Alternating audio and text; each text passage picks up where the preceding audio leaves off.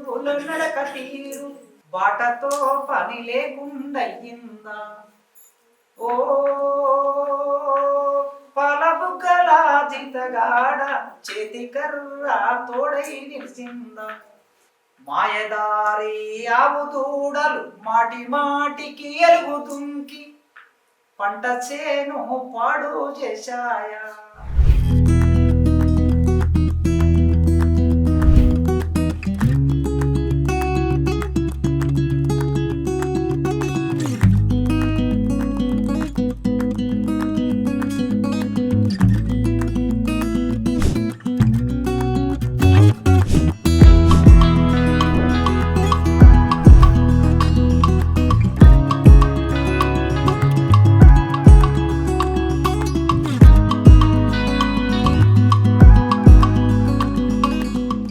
టీచర్లను కలుసుకోవటం అనేది నాకు చాలా ఇష్టమైన వ్యాపకం, ఇష్టం కూడా.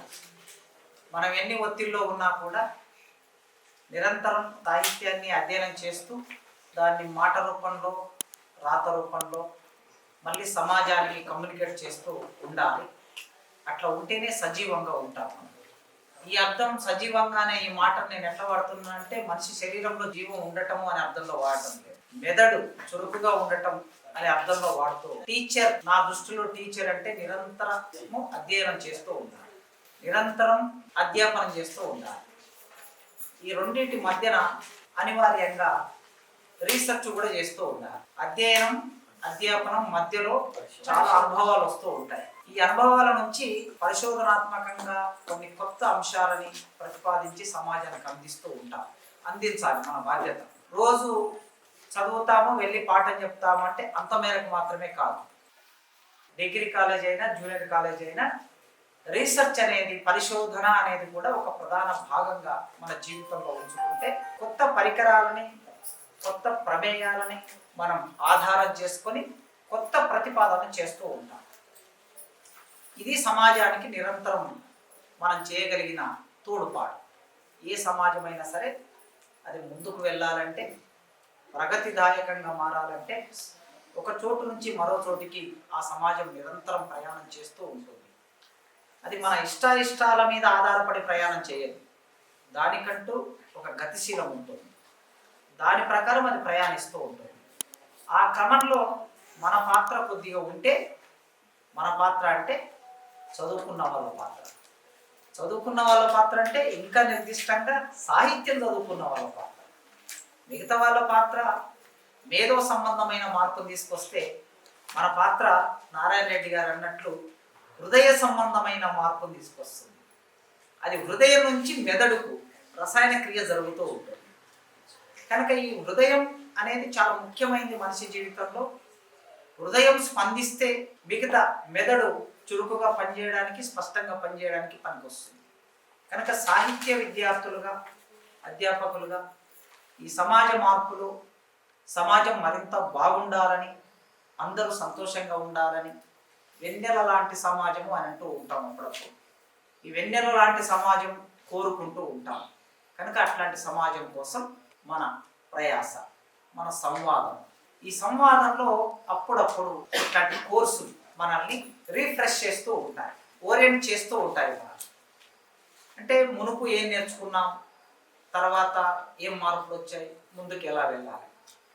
కనుక ఈ ఓరియంటేషన్ కోర్సు అనేది కొత్త విషయాలు తెలుసుకోవడంతో పాటు మనకు తెలిసిన విషయాల్లో ఏమన్నా డెవలప్మెంట్ జరిగిందా, దీన్ని కొత్తగా బోధించడానికి ఏమైనా అవకాశం ఉందా అనేది చూడడానికి ఉపయోగపడతాయి. తెలుగు సమాజంలో లేదా మొత్తం భారతదేశంలో అభ్యుదయ కవిత్వం అనే దాన్ని మనమందరం పీజీ లెవెల్లో అందరం చదువుతూ ఉన్నాం. ఇంకా దాన్ని కొత్తగా అర్థం చేసుకొని కొత్తగా వ్యాఖ్యానించే అవసరం రోజు రోజుకు పెరుగుతుంది సమాజం. మర్చిపోయిన విషయాన్ని గుర్తు చేసుకోవటం కూడా అవసరం. చూడండి, 19వ శతాబ్దం అంతా సాహిత్యానికి ఒక గొప్ప ఆలంబన.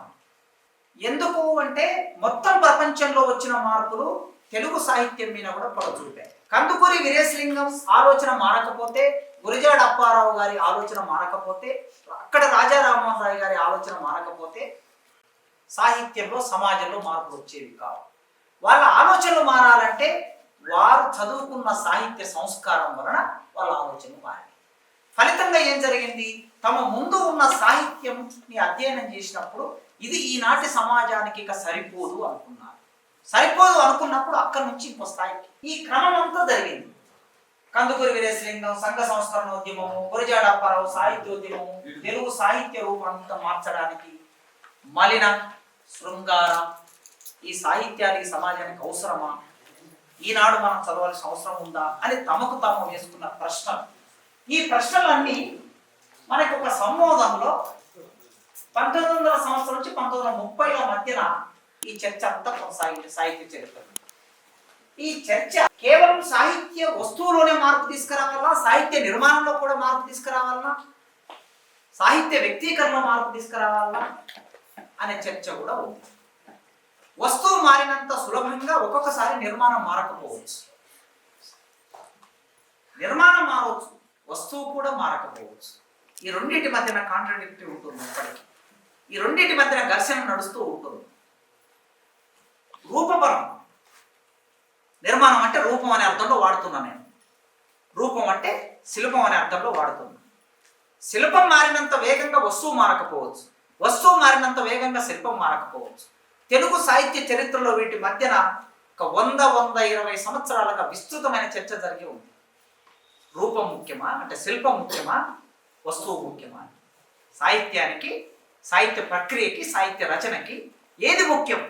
ఆ చర్చ గురజాడ అప్పారావు గారి నుంచి మొదలైంది. అంతకన్నా ముందు నుంచి కూడా మొదలై దానికి ఒక పరిపక్వ స్థాయి వచ్చింది. రూపవాదులు, వస్తువువాదులు విడిపోయారు రెండుగా. కానీ మనం సాహిత్య విద్యార్థులుగా మనం ఏమైనా ఒక సమన్వయం సాధించవచ్చా అనే ఆలోచనలు కూడా మొదలయ్యాయి. సాహిత్యం రూపం లేని వస్తువు, వస్తువు లేని రూపం, ఈ రెండింటిని చూడగలమా అనే చర్చ వచ్చినప్పుడు త్రిపురనేని మధుసూదన్ రావు గారు ఏమన్నారంటే, రూపాన్ని మింగే వస్తువు ఉండకూడదు, వస్తువును మింగే రూపం ఉండకూడదు. అయితే అల్టిమేట్ గా ఆయన భావం చెప్పాడు. ఆయన స్పష్టమైన ఒక భావజాలం కలిగి ఉన్నాడు కనుక ఆయన భావజాలం విప్లవ రచయితల సంఘానికి కార్యదర్శి కనుక, సాహిత్య విమర్శని చాలా ఉన్నత శిఖరాలకు తీసుకెళ్లిన వాడు కనుక ఆయన ఏమన్నాడంటే, రూపము ఖచ్చితంగా సాహిత్యానికి అవసరమే, కానీ ఆ రూపం సాహిత్య వస్తువును ఆశ్రయించి ఉండాలి అన్న. అంటే వస్తువును మింగేయకుండా ఆశ్రయించి ఉండాలి. ఈ రెండింటిలో ఏది ముఖ్యమంటే రెండు ముఖ్యమే, కానీ రూపం వస్తువును ఆశ్రయించాలని చాలా ఎగ్జాంపుల్స్ ఇచ్చాడు. మన శరీరం ఉన్నది, మనం వేసుకున్న బట్టలు శరీరాన్ని అలంకరించాలి తప్ప బట్టలను శరీరం అలంకరించకూడదు ఎప్పుడు. అంటే మనం వేసుకునే బట్టలు ఎబ్బెట్టుగా ఉండకూడదని దాని అర్థం. మన శరీరం ఎట్లుందో దానికి తగినట్లు, మన కలం ఎట్లుందో దానికి తగినట్లు ఇంత ప్రయత్నపూర్వకంగా మనం అలంకరించుకుంటాం కదా. సాహిత్యం కూడా అట్లాంటిదే.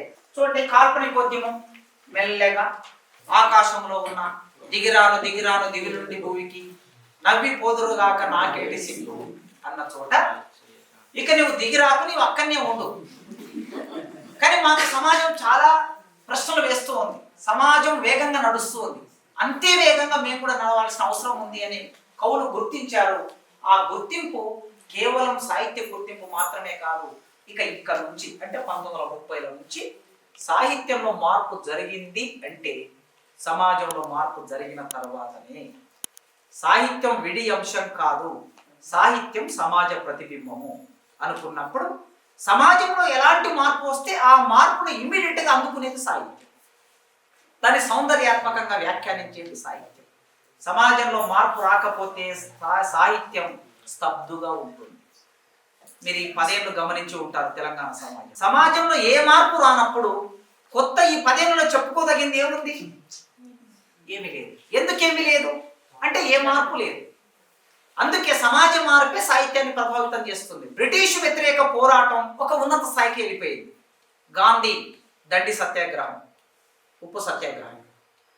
1927 సైమన్ గోబ్యాక్ అంటే మిలిటెంట్ రూపంలోకి వెళ్ళింది.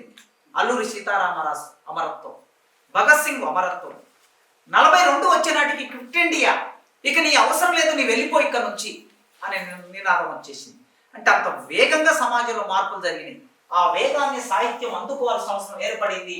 ఆ క్రమంలో ఈ దేశంలో ఉన్న రచయితలందరూ నిర్దిష్టమైన విషయాల మీద ఆలోచన చేయటం మొదలు పెట్టారు. ధర్మారావు గారు, కాపి ధర్మారావు గారు గతించిన విషయాలను బోధిస్తారు నిర్దాక్షిణ్యం, ప్రస్తుతాన్ని అర్థం చేసుకుంటారు నిష్పక్షపాతంగా, భావికి కాగడ పట్టి దారి చూపుతారు నిరాటకంగా. ఇది ఈనాటి అవసరం. అంటే ఆనాడు ఆయన ఊహించింది, 1930-40ల కాలంలో ఆయన ఊహించింది. అంటే మనం అనుకుంటాం తర్వాతి కాలంలో ఎప్పుడైనా సమాజంలో ఇప్పుడు మనం నడుస్తున్నది గొప్పది అనుకుంటాం, కానీ మనకు ఒక గతం ఉంటుంది. గతము అంత విస్మరించదగింది కాదు, అంతా విస్మరించదగింది కాదు. గతములో ఉన్న గొప్పతనాన్ని స్వీకరించాలి. అది పద్యమైనా, అది ఛందస్సు అయినా, లేదా ఆనాటి కవులు అందులో ప్రోధి చేసిన వస్తువు అయినా సరే తప్పనిసరిగా స్వీకరించాలి. వర్తమానానికి అది ఎంత మేరకు ఈ వర్తమానంతో సంభాషిస్తున్న క్రమంలో అన్వయం చేయాలి. అందుకే గతాన్ని ఎట్లయితే స్వీకరిస్తామో వర్తమానాన్ని మన కళ్ళ ముందు ఉన్నదాన్ని నిర్దాక్షిణ్యంగా చర్చకు పెట్టాలి. మంచి చెడుల విషయం అట్లే భవిష్యత్తుకు ఒక బాట వేయాలి కవి అని. రచయిత ఎప్పుడైనా సరే వెలుగును ప్రసరించాలి, వెలుగును ప్రసారించాలి. ఎందుకు వెలుగు? చీకటి ఉన్న చోటు నుంచి ముందుకెళ్ళడానికి, సమాజానికి తెలియనప్పుడు సమాజానికి దారి చూపెట్టే కాగడని ఒక అగ్గిపుల్ల రాజేసి వెలిగించే పని నిరంతరం కవి చేస్తూ ఉండాలి అనేది ఆనాటి భావన. అట్లా అభ్యుదయ కవిత్వం తెలుగు సమాజంలోకి వచ్చింది, ఒక ఉద్యమంగా వచ్చింది. ఉద్యమం ఎందుకు వచ్చింది అంటే ఒక సిద్ధాంతము, తాత్విక దృక్పథం, ఒక ఉన్నతమైన నిర్మాణ రూపం, 3 లక్షణాలు చెప్పుకున్నాం. దీన్ని ఉద్యమం అని ఎందుకు అంటున్నానంటే దీనికి మార్క్సిజం అనే ఒక సిద్ధాంతం ఉన్నది, వర్గ పోరాటం అనే ఒక తాత్విక దృక్పథం ఉన్నది, అభ్యుదయ రచయితల సంఘం అనే ఒక సంఘం ఉన్నది. ఈ 3 లక్షణాలు ఉండటం మూలంగా అభ్యుదయ కవిత్వోద్యమం అంటున్నాం. దీన్ని అభ్యుదయ కవిత్వ ధోరణి అనటం లేదు, ఇది ఒక ఉద్యమం. అభ్యుదయం అనే మాట ప్రగతిదాయకమైంది అని నిఘంటువులో చాలా అర్థాలు ఉన్నాయి. ఆ నిఘంటువులో ఉన్న అర్థాలన్నీ దీనికి సంబంధించినవి కావు. నిఘంటువులో స్పష్టంగా చెప్పింది ఏమిటంటే ప్రగతిదాయకం. అభ్యుదయం అంటే ప్రగతిదాయకం. ఆంగ్లంలో ప్రోగ్రెసివ్ రైటర్స్ అసోసియేషన్ అనేది ఉంది కనుక అది ఒక నిర్మాణ రూపం. దాన్ని తెలుగులోకి అనువదిస్తే మంగళమని, శుభమని అర్థాలు కాదు. ఈ మంగళం, శుభం అనే అర్థం వేరే వేరే సందర్భాల్లో వాడవచ్చు, కానీ నిర్దిష్ట అర్థం ఏమిటంటే ప్రగతి. సమాజంలో ప్రగతి, సాహిత్యంలో ప్రగతి, రాజకీయ అర్థశాస్త్రంలో ప్రగతి, ఏదైనా సరే ప్రగతిని కాంక్షించే వాళ్ళందరూ అభ్యుదయ రచయితలుగా మారారు. ఈ అభ్యుదయ రచయితలు సమాజాన్ని ఒక స్పష్టమైన దృష్టితో వ్యాఖ్యానించారు. ఎట్లా? కంటెంట్ ఏమి ఉండాలని చర్చ ముందుకు వచ్చినప్పుడు సాహిత్యం రాయడానికి, కవిత్వం రాయడానికి ఏది వస్తువు ఉండాలి, ఎవరు వస్తువుగా మారాలి. ఇప్పటి వరకు వస్తువులు చాలా రాశారు. అంతఃపుర స్త్రీల మీద రాశారు, వాళ్ళ పెదవుల మీద రాశారు, వాళ్ళ మునివేళ్ల మీద రాశారు, వాళ్ళ అందం మీద రాశారు, మేఘం మీద రాశారు, మేఘ సందేశం మీద రాశారు, అంశ మీద రాశారు, అంశ రాయబారం మీద రాశారు. ఇవన్నీ రాశారు. రాజు గొప్పతనం గురించి రాశారు, ఆయన యుద్ధం గురించి రాశారు. ఇవన్నీ అయిపోయింది. ఇప్పుడు మళ్ళీ మనం ఏం రాయాలన్నప్పుడు వీళ్ళకి ఒక తాత్విక దృక్పథం ఉంది. ఆ తాత్విక దృక్పథం లేకపోతే మళ్ళీ మనం ఏం చెప్పలేము. స్పష్టత. ఈ తాత్విక దృక్పథం ఏమిటంటే రైతుల గురించి రాయాలి, కార్మికుల గురించి రాయాలి, పేద ప్రజల గురించి రాయాలి. ఈ రైతులు, కార్మికులు, పేద ప్రజలు అనే కంటెంట్ ఎందుకు తీసుకున్నారు? వాళ్ళకు ఒక తాత్విక దృక్పథం ఉంది కనుక వాళ్ళకు ఒక సిద్ధాంతం ఉంది. మార్క్స్ చెప్పిన సిద్ధాంతం దానికి ఒక పునాదిగా ఉంటుంది. అందుకే కూలీల గురించి అయినా, రైతుల గురించి అయినా వారి కలం చాలా సులభంగా వారి హృదయాన్ని కవిత్వంగా మార్చటం, వాళ్ళ కన్నీళ్లను కవిత్వంగా మార్చటం, వాళ్ళ బాధలని కవిత్వంగా మార్చటం, మార్చి తిరిగి వాళ్ళకు చెప్పటం అనే పని చేశారు. వర్గ పోరాటం ఎట్లా నడుస్తుంది? వర్గ పోరాటం ఏది మీద నడుస్తుంది? వర్గ పోరాటం 2 వర్గాల మధ్య నడుస్తుంది. ఇది కవిత్వం స్పష్టంగా చెప్పాలి. చెప్పకపోతే వాళ్ళ అభ్యుదయ కవులు కాదు. మనకి ప్రారంభంలో సాహిత్య చరిత్ర మీరు చదువుకున్నప్పుడు అభ్యుదయ కవుల లిస్టు తీస్తే దేవులపల్లి కృష్ణశాస్త్రి కూడా అభ్యుదయ కవుల లిస్టులో ఉంటాడు. దేవులపల్లి కృష్ణశాస్త్రి మార్క్సిజాన్ని నమ్మాడా? మార్క్సిజాన్ని ఆమోదించాడా? వర్గ పోరాటాన్ని కోరుకున్నాడా అనే ప్రశ్న వేస్తే చాలా మంది అభ్యుదయ కవుల లిస్టులో నుంచి బయటకు వెళ్ళిపోతారు. మీరు ఆలోచించాలి. అభ్యుదయ కవులు కావాలంటే మార్క్సిజాన్ని నమ్మాలి, నమ్మిన మార్క్సిజాన్ని వర్గ పోరాట రూపంలో వ్యక్తం చేయాలి అనేది అభ్యుదయ కవులు. మరి వీళ్ళందరినీ ఎందుకు తీసుకొచ్చారు అందులోకి? ఎందుకు తీసుకొచ్చారంటే ఎక్కడో ప్రాబ్లం ఉంది మన సాహిత్య చరిత్రలో. నిర్మాణం కావలసిన పద్ధతిలో సాహిత్య చరిత్ర నిర్మాణం కాలేదు. ఇప్పుడు మన మీద ఆ బాధ్యత ఉన్నది. మనం అందరం ఆలోచించవలసిన అవసరం ఉంది. సిద్ధాంతం ఒకటి చెప్తుంది, లిస్టు మరొకటి ఉంది. విశ్వనాథ సత్యనారాయణ తప్ప ఆ కాలంలో అందరూ అభ్యుదయ కవుల జాబితాలో పడేశారు. ఆయన ఒక్కడు కాస్త ఆ భావాలు కలిగి లేకపోతే ఆయన కూడా ఇందులో వేసేసేవాడు. అందుకే ఈ సంక్లిష్టత మన సాహిత్య చరిత్రలో కొనసాగుతూ ఉన్నది. అనాదిగా సాగుతుంది అనంత సంగ్రామం రెండు వర్గాల మధ్య. వ్యాసరథి సంప్రదాయవాదే కావచ్చు, కానీ ఆయన కమ్యూనిస్టు పార్టీలో ఉన్నంత కాలం నమ్మిందే రాశాడు. ఆయన తర్వాతి కాలంలో ఆయన పరిణామక్రమం ఏదైనా ఉండొచ్చు, కానీ కమ్యూనిస్టు పార్టీలో ఎప్పటి వరకు అయితే ఉన్నాడో అప్పటి వరకు వర్గ పోరాటాన్ని ప్రతిబింబించాడు. వర్గ పోరాటం కార్ల్ మార్క్స్ చెప్పినటువంటి అది రెండు వర్గాల మధ్య పోరాటం నడుస్తుంటే దాన్ని క్లాస్ స్ట్రగుల్ అన్నాడు ఆయన. ఆ క్లాస్ స్ట్రగుల్లో దోపిడీ వర్గం దోపిడీకి గురయ్యే వర్గం, దాన్నే ఇక ఆయన ప్రస్తావన చేశారు తన కవితలు. అందరము కలిసి చేసిన అందమైన వస్తు సముదాయం అంతా ఎవ్వడో ఒక్కడే వచ్చి ఎత్తుకుపోతూ ఉంటే అన్యాయం అన్యాయం అని ఏమంటే అనుభవించాలి మీ కర్మ. ఫిలాసఫీలో ఒక థియరీ ఉంది, మిథ్యావాదం అంటారు దాన్ని. ఈ మిథ్యావాదం అనేటటువంటి థియరీ ఏం చెప్తుంది?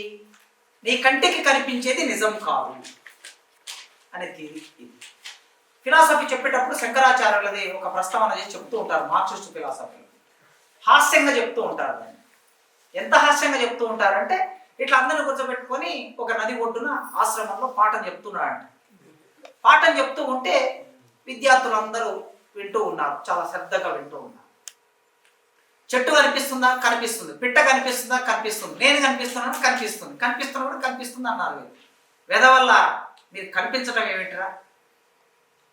నేను కనిపిస్తున్నానని మీరు అనుకుంటున్నారు కనుక నేను కనిపిస్తున్నాను అన్నాడు. చెట్టు ఉంది అని మీరు అనుకుంటున్నారు కనుక చెట్టు ఉంది అన్నాడు. ఓ అట్లా అనుకున్నాను. కొద్దిసేపు అయింది. వెనుక నుంచి ఏనుగుల గుంపు పరిగెత్తుకుంటూ ఏనుగుల గుంపు పరిగెత్తుకుంటూ వస్తుంటే మొదలు ఎవరు కనిపిస్తుంది? శంకరాచార్యులకు కనిపిస్తుంది. అంటే ఇక్కడ నిలబడినటువంటి ఆయన అటువైపు నుంచి అవి వస్తవి తొక్కుతాయి అనే విషయం మొదలు ఈయనకి అనుభవంలోకి వచ్చింది. వెంటనే ఏం చేశాడు? వాటిని చూసి మెల్లగా కమండలం అంతా తీసుకొని వెళ్తూ ఉన్నాడు. పిల్లలు ఏమనుకుంటారంటే ఇప్పటి వరకు ఏం చెప్పాడు? అనుకుంటున్నాం కనుక. అంటే మా గురువు గారు పరిగెత్తుతున్నాడని మేము అనుకుంటున్నాం కనుక పరిగెత్తున్నాడు తప్ప గురువు గారు పరిగెత్తటం లేదు. ఏనుగులు వచ్చాయి, వాళ్ళని తొక్కాయి. ఏనుగులు తొక్కాయని మేము అనుకుంటున్నాం కనుక ఇది ఒక మిథ్యావాదం. అంటే పదార్థాన్ని నిరాకరించడం, దాన్ని కర్మ సిద్ధాంతం అంటారు. మీరు ఏమంటున్నారు?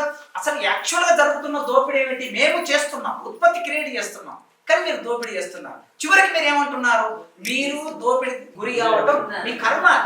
మీరు అట్లా పుట్టారు కనుక అట్లే దోపిడీ గురి కావాల్సింది అనే భావం ఇది. ఫిలాసఫీలో మార్క్స్ చెప్పిన భావం ఈ మిథ్యావాదాన్ని. దాన్ని శ్రీశ్రీ కవిత్వంలోకి తీసుకొచ్చారు. అంటే ఒక ఫిలాసఫీని కవిత్వంలోకి తీసుకొచ్చారు. అంటే కవిత్వంలోకి ఫిలాసఫీని ఎట్లా తీసుకురావచ్చు అనడానికి మనం శ్రీశ్రీని చాలా విస్తృతంగా మిర్యాల రామకృష్ణారావు గారు శ్రీశ్రీ కవిత్వం సంవిధానం అనే పరిశోధన గ్రంథం. మీరు శ్రీశ్రీని సమగ్రంగా అర్థం చేసుకోవాలంటే ఆ పుస్తకాన్ని మీరు తప్పనిసరిగా చదవాల్సింది. చూడండి, చారిత్రక భౌతికవాదం, గతితార్కిక భౌతికవాదం అనే రెండు సూత్రాలు ఉంటాయి. ఆ సూత్రాన్ని కవిత్వంలోకి ఎట్లా తీసుకొచ్చారు అభ్యుదయ కవులు. కవిత్వంలోకి ఆ సూత్రాన్ని తీసుకొచ్చిన కవి అభ్యుదయ కవి అవుతాడు. ఎవరు పడితే వాళ్ళు అభ్యుదయ కవి కాలేరు. అందుకే ఇక్కడ ప్రజల చరిత్ర నిర్మాతం అంటే ప్రజలే గొప్పవారు, మనం కాదు గొప్ప. ఇప్పుడు మేడం భాష గురించి చెప్పారు కదా, మనం అందరం భాషని నిఘంటువులోకి తీసుకురావాలంటే ప్రజల మీద ఆధారపడవలసిందే కదా. మనమే భాషని, మనం కూడా ప్రజల్లో భాగమే, కానీ మనం చదువుకున్నటువంటి పండితులు చదువుకున్న వాళ్ళలో ఉంటాం. కానీ మెజారిటీ ప్రజలు వాళ్ళే ఎప్పుడైనా ఈ చరిత్రని మార్చేవాళ్ళు, వాళ్ళే గొప్ప వాళ్ళని మార్క్సిజం నమ్ముతుంది. వ్యక్తులు గొప్పవాళ్ళు కాదు, హీరోలు గొప్పవాళ్ళు కాదు. హీరోలు చరిత్రను మార్చలేరు. చరిత్రను ఎవరు మారుస్తారంటే ప్రజలు మారుస్తారు. అందుకే ఇది ఫిలాసఫీ. ఆ ఫిలాసఫీని తీసుకొచ్చారు. నరజాతి చరిత్ర సమస్తం పరపీడన పరాయణత్వం, ఇది మీకు తెలిసింది. రణరక్త ప్రవాహశక్తం. ఇక్కడ ఆయన వాడినటువంటిది చరిత్ర అంటే ఏమిటి? 1930లో 40లో 47 వచ్చే నాటికి గాంధీ అహింస సిద్ధాంతం చాలా పాపులర్గా ఉంది కనుక వర్గ పోరాట సిద్ధాంతం అహింస సిద్ధాంతానికి రెండింటికి మధ్యన వైరుధ్యం ఉన్నది. ఈ రెండు ఒక దగ్గర ఉండవు. అందుకే కమ్యూనిస్టు పార్టీ వర్గ పోరాటము మార్క్సిజాన్ని ప్రచారం చేయాలంటే నిజంగా ఈ సమాజం ఎట్లా నిర్మాణం అయిందంటే మార్క్స్ ప్రపంచంలో ఎక్కడ కూడా శాంతి అనేది శాంతి ద్వారా ప్రపంచం మారలే, రాజులు మారలే. ఆయన కూడా చెప్పాడు దాశరథి, భూగోళం పుట్టుక కోసం ఒరిగిన సురగోళ, ఈ మానవ రూపం కోసం జరిగిన పరిణామం అని ఓడించుటకై ఒరిగిన నరకంఠాలు. ఈ నరకంఠాల గురించి మనం రాయం. అశోకుడు శాంతి దూతగా మారిపోయాడు. ఎప్పుడు మారిపోయాడు? కొన్ని లక్షల కంఠాలు తెగిపడిన తర్వాత శాంతి దూతగా మారిపోయాడు. శాంతి దూతగా మారిపోయాడు అనేది సాహిత్యంలో చరిత్రలో నిలబడింది. కానీ లక్ష కంఠాల గురించి మనం పట్టించుకోలేదు. కనుక మార్క్సిజం ఏం చెప్తుందంటే, ఎప్పుడైనా సమాజం మారాలంటే ఆ సమాజ క్రమం ఒకటి ఉంటుంది. ఆ క్రమంలో రణరంగము కాని చోటు భూస్థలమంతా వెతికిన దొరకదు. ఎక్కడైనా పట్టుకర, రణరంగము కాని చోటు భూస్థలమంతా వెతికిన దొరకదు. గతమంతా తడిసె రక్తం కాకుంటే కన్నీళ్ళు. అయితే రక్తం లేకపోతే కన్నీళ్ళు. భర్త తిట్టిపోతాడు, రోడ్డు మీద పోతుంటే ఎవడో వేధిస్తాడు, ఇంకెవడో అనరాని మాట అంటారు, పక్క వాళ్ళో వీళ్ళో సూటిపోటి మాటలు అంటారు. ఇక్కడ రక్తం ఎక్కడ ప్రవహించదు, కానీ మనసు గాయపడుతుంది. ఒంటరిగా కొంగు చాటున రాలిన మీ కన్నీళ్ళకి ఎవరు సమాధానం చెప్పేది? అంటే ఈ సమాజంలో అయితే రక్తంతో తడిసింది, లేకపోతే కన్నీళ్లతో తడిసింది. ఈ కన్నీళ్లతో తడవటం కూడా ఒక యాతన, ఒక ఘర్షణ. అక్కడ కూడా ఘర్షణ ఉంది అని చెప్పడం కోసం మనము నైలు నది నాగరికతలో డబల్ బెడ్రూములు ఉండేను, డ్రైనేజ్ ఉండేను, అలంకరించుకోవడానికి గది ఉండేను. ఇది చరిత్రలో మనం చదువుకున్నాం. మరి ఇంత ఉన్నప్పుడు సామాన్యులు ఎట్లా ఉండేను తెలియదు మనకి. సామాన్యులు ఎట్లా ఉండేను అది మార్క్సిజం క్వశ్చన్ వేస్తుంది. సామాన్యుడు గురించి రాయాలి అని అంటే కవి కలం ఎటు ప్రసరించాలి? కష్టజీవికి ఇరువైపులా ఉండేవాడే కవి అని ఒక మామూలు మాటలో శ్రీశ్రీ అన్నాడు. మీరు కష్టజీవి అని రాస్తే పదాన్ని అటు వి ఉంటుంది, ఇటు కా ఉంటుంది, మధ్యలో కష్టము అని భావించి కష్టజీవికి ఇరువైపులా ఉండేవాడే కవి. ఈ ఉండేవాడే కవి అంటే మరి వాట్ అబౌట్ కవయిత్రి? ఇదే క్వశ్చన్ వచ్చింది శ్రీవారం వచ్చినప్పుడు. అంటే మనం ఎప్పుడు ఏమంటాం, ఇప్పటికి కూడా అమ్మాయిలు కూడా చాలా మంది ఫీమేల్ టీచర్స్ కూడా వాడు సరిగ్గా పాట వినాలంటే మనం ఎట్లా చెప్పాలండి అంటారు. అక్కడ అమ్మాయిలు కూడా క్లాసులో మరి వాడు అని ఎందుకంటారు? విద్యార్థి అనొచ్చు కదా, లేదా వాళ్ళు అనొచ్చు కదా. అంటే మన మెదడులో పురుష భావన భాష రూపంలో ఎంతగా ఉండిపోయిందో చూడాలి. మార్క్సిజానికి ఒక అంతర్జాతీయ దృక్పథం ఉంటుంది. అది ఒక దేశానికి సంబంధించింది మాత్రమే కాదు, మొత్తం ప్రపంచం అంతా విస్తరించింది. అందుకోసమే ఆ యూనివర్సల్ ఉన్నటువంటి దాంట్లో ప్రపంచ కార్మికులారా ఏకంగా అండి అని ఆయన రాస్తే, శ్రీశ్రీ అయినా ఇంకా ఎవరైనా కాళోజీ గారు, దాశరథి గారు, వీళ్ళందరూ ఆ కాలంలో ఆరుద్ర రాసింది అంతర్జాతీయ దృక్పథాన్ని వాళ్ళ కవిత్వంలో. చీనాలో రిక్షావాలా, చెక్ దేశపు గనిపని మనిషి అన్నాడు, ఐర్లాండ్ ఓడకలాపి. ఈ అన్నార్థులందరూ అనగారిన బాధలున్న తిండి లేని ప్రజలందరూ ఏకకంఠముతో వీళ్ళు ఒక గొంతును వినిపిస్తారు, ఒకే కంఠంతో వినిపిస్తారు. ఏమిటది? మేము దోపిడికి గురయ్యే వాళ్ళం, దోపిడిదారులారా కవర్దార్ అని వినిపిస్తారు. అందుకే ప్రపంచ కార్మికులారా ఏకం కాండి అనేది కమ్యూనిస్ట్ మేనిఫెస్టో నినాదం అయితే, అది శ్రీశ్రీ దాన్ని కవిత్వంగా మార్చాడు. తెలంగాణ సాహిత్యం కూడా అభ్యుదయ కవిత్వంలో భాగంగా ఉంటుంది. తెలంగాణ పోరాట సాహిత్యాన్ని సపరేట్గా మనం పరిశీలించాల్సి చూస్తే నిజంగా దానికి ఒక ప్రత్యేకమైన ప్రాతినిధ్యం ఇవ్వాలి తెలంగాణ సాహిత్యాన్ని. 1930 నుంచి 1950 వరకు ఈ 20 ఏళ్ళు తెలంగాణలో వచ్చిన సాహిత్యాన్ని నిర్దిష్టంగా విశ్లేషించాలి. ఇప్పుడు మన మీద ఉన్న కర్తవ్యం.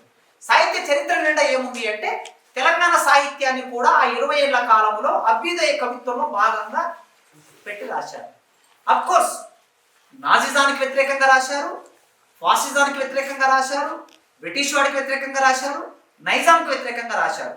కానీ తెలంగాణ కవి రచయిత వ్యక్తీకరణ చాలా ప్రత్యేకంగా ఉంది, ప్రత్యేక అస్తిత్వంతో. ఫ్యూడల్ వ్యతిరేక పోరాటం ఇక్కడ జరిగిందంట. కనుక సాహిత్యం కూడా ఫ్యూడల్ వ్యతిరేక సాహిత్యం వచ్చింది. ప్రజల మనిషి నవలలో ఇక్కడున్న రాజు ఉంటాడు, ఇక్కడ ఉన్నటువంటి జమీందారు ఉంటాడు, జాగీర్దారు ఉంటారు. ఆ పాత్రకి ఒక భిన్నమైన గ్రంథాలయ ఉద్యమాన్ని నడిపే కంఠీరామం అనే పాత్ర ఉంటుంది. ఈ కంఠీరామం పాత్ర మొత్తం తెలంగాణ సమాజపు యాత్రని వ్యక్తీకరించింది తప్ప ఈ తెలంగాణ దాటి వెళ్ళినటువంటి దానికి సంబంధించిన పాత్ర లేదు ఇక్కడ. అందుకే సారంగపాణి అయినా చిల్లర దేవుళ్ళు, ఇక్కడ కంఠీరవమైన, లేదా మనం పోయిటరీ ఏది తీసుకున్నాం, బండెనక బండి కట్టి 16 బండ్లు కట్టి నైజాం సర్కార్ కూడా అని నిర్దిష్టంగా లొకేట్ చేశాడు ఆయన, నైజాం సర్కార్. అందుకే ఈ తెలంగాణ సాహిత్యాన్ని కూడా మనం ప్రత్యేక అధ్యయనంగా, ప్రత్యేక రచనగా సాహిత్య చరిత్రలో భాగం చేయవలసిన అవసరం ఉన్నది. అయితే సాహిత్యంలోకి ఒక సౌందర్యాత్మక, తెలంగాణ సౌందర్యాత్మకతను వచ్చారు ఈ కాలంలో. పల్లెటూరి పిల్లగాడు, ఈ పల్లెటూరి పిల్లగాడు వెట్టి చాకిరికి గురయ్యే పిల్లవాడు. ఇంత అన్నం పెడితే, ఒక పూట అన్నం పెడితే, ఇంత అంబలి పోస్తే, గట్క వేస్తే రోజంతా పశువులు కాసే పిల్లవాడు. ఈ పశువులు కాసే పిల్లవాడిని సాహిత్యంలోకి తీసుకురావటం అరుదైన విషయం. ఈ అరుదైన విషయంలో చూడండి, తాటి జగ్గల కాలిజోడు తప్పటడుగుల నడక తీరు, బాటతో పని లేకుండయిందా, ఓ పాలబుగ్గల జితగాడ చేతి కర్ర తోడై నిలిచిందా, మాయదారి ఆవు దూడలు మాటి మాటికి ఎలుగు దుంకి పంట చేను పాడు చేశాయా, ఓ పాలబుగ్గల జితగాడ పాలికాపు నిన్నే కొట్టాడా. ఇంకే కవిల రాయలేడు. తాటి జగ్గల కాలిజోడు తప్పటడుగుల నడక తీరు, తాటి జగ్గతో పోలిక తీసుకొచ్చాడు ఇక్కడ. ఈయన చెప్పు ఎట్లా ఉంది, చెప్పు కప్పు దిగిపోయింది. కప్పు దిగిపోయిన చెప్పు ఎట్లా ఉందంటే, తాటి జగ్గను కొట్టేసిన తర్వాత ఎంత గట్టి ఉంటుందో మనకు తెలుసుగా, చిన్నప్పుడు మనం ఆడుకునే వాళ్ళం. అంత గట్టిగా నీ చెప్పు కప్పు ఉన్నది, నీవెట్లా నడుస్తావు? అందుకే నీకు బాట, ఈ బాట ఆ బాట అని లేదు, నీవెటైనా నడుస్తావు, బాటతో పని లేకుండా ఉందా, చేతి కర్ర నీ చేతిలో ఉంటే ఎక్కడికైనా వెళ్తావు.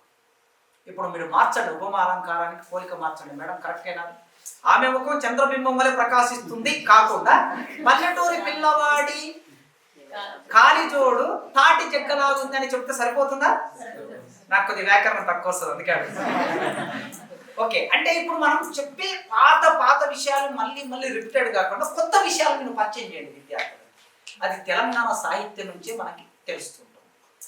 ఇట్లా తెలంగాణ కవి స్పందించిన తీరు చాలా కొత్తగా కనిపిస్తుంది. సమాజాన్ని బాగా ప్రభావితం చేసి ముందుకు నడిపి, ఈ సమాజాన్ని ఒక అంచనా వేసి, తెలంగాణ సమాజం ఫ్యూడల్ వ్యతిరేక పోరాటం ఆధారంగా నిజంగా ప్రపంచంలో ఎక్కడైనా రైతాంగ విప్లవం జరిగిందో లేదు నిజంగా నేను చదివిన మేరకి, నాకు తెలిసిన చరిత్ర మేరకి, ప్రపంచ చరిత్రలో రైతాంగ విప్లవం మొట్టమొదటిసారి తెలంగాణలోనే జరిగింది.